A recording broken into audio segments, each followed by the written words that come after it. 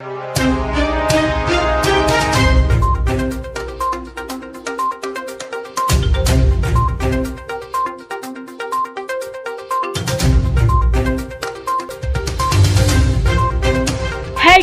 Daily HD news. Hi, मेरा नाम है तुषार पांडे और आप देख रहे हैं HD न्यूज। हाय, मैं हूं दीपिका सिंह और आप देख रहे हैं HD न्यूज। श्री स्वामी परमानंद गिरि जी महाराज जी द्वारा संचालित श्री युग पुरुष धाम बौद्धिक विकास केंद्र पंचकुइया रोड इंदौर में प्रत्येक वर्ष की तरह इस वर्ष भी 27 जुलाई बुधवार को परम पूज्य सद्गुरु देव के साक्षात दर्शन करने सभी बच्चे बसों से खंडवा रोड स्थित अखंड परमधाम आश्रम में पहुंचे और वहीं पर परम पूज्य सद्गुरु देव की गुरु पूजा के पश्चात सभी बच्चों का एक साथ जन्मदिन मनाया गया। दीप प्रज्वलन के साथ कार्यक्रम का विधिवत शुभारंभ हुआ। इस दौरान श्री स्वामी परमानंद गिरि जी स्वयं समस्त बच्चों के बीच पहुंचे और उन्हें अपना आशीर्वाद प्रदान किया। स्वामी परमानंद जी का प्रत्यक्ष दर्शन यहां उपस्थित लोगों के साथ मानसिक दिव्यांग बच्चों के चेहरे को भी उल्लासित कर रहा था। युग पुरुष धाम के सचिव तुलसी धनराज शादिजा ने महाराज श्री का उपस्थित लोगों से परिचय कराते हुए आज के आयोजन की जानकारी दी। इस दौरान आश्रम की ओर से दिव्यांगों के विश्व ओलंपिक में भाग लेने के लिए भारतीय टीम में चयनित होने के लिए हाल ही में गुजरात गई आश्रम की बालिकाओं ने महाराज श्री के समक्ष अपनी प्रतिभा का प्रदर्शन भी किया। आपको बता दें कि इसी दिन युग पुरुष धाम की प्राचार्य डॉक्टर अनिता शर्मा का जन्मदिन रहता है और सभी बच्चों का जन्मदिन हर वर्ष इसी दिन गुरु पूर्णिमा महोत्सव के साथ साथ एक साथ मनाया जाता है। 13 वर्ष से ये परंपरा लगातार चल रही है, जो इस वर्ष भी उत्साह के साथ संपन्न हुई। इस उपलक्ष्य में फलदार पौधे भी हरियाली महोत्सव के तहत लगाए गए। साथ ही नशा मुक्त भारत अभियान के अंतर्गत नशा मुक्ति के लिए संकल्प भी लिया गया। श्री स्वामी परमानंद हॉस्पिटल के संचालक GD नागर, संस्था अध्यक्ष जानवी पवन ठाकुर एवं सचिव तुलसी धनराज शादिजा ने बताया कि इस अवसर पर सामाजिक न्याय विभाग से संयुक्त संचालक सुचिता तिर्कबे, महिला एवं बाल विकास विभाग से उप संचालक अंशु बाला मसीह, जिला कार्यक्रम अधिकारी रामनिवास बुधौलिया, बाल कल्याण समिति अध्यक्ष पल्लवी पौरवाल, सदस्य संगीता चौधरी, बाल संरक्षण अधिकारी भगवान दास साहू, अविनाश यादव, शैलेंद्र सोलंकी एवं मानव अधिकार आयोग की अध्यक्ष सुषमा त्रिवेदी एवं गुरु परिवार के सदस्यगण उपस्थित थे।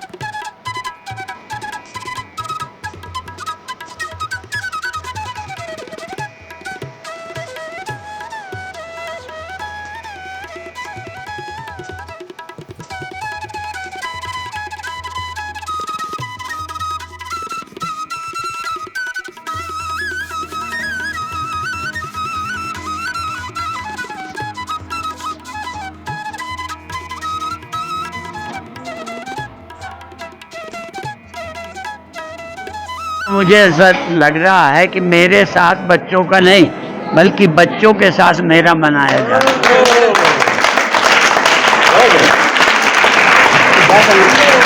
और सबसे अच्छा ये लगा कि इन्हीं दिव्यांग बच्चियों में जो छोटी हैं उनके पालने के लिए उन्हें माँ बना दिया। तो जो संघर्ष करती थी वो माँ बनने के कारण वो प्यार करने लगी। माँ ने उनमें भी मातृभाव जगाया गया है।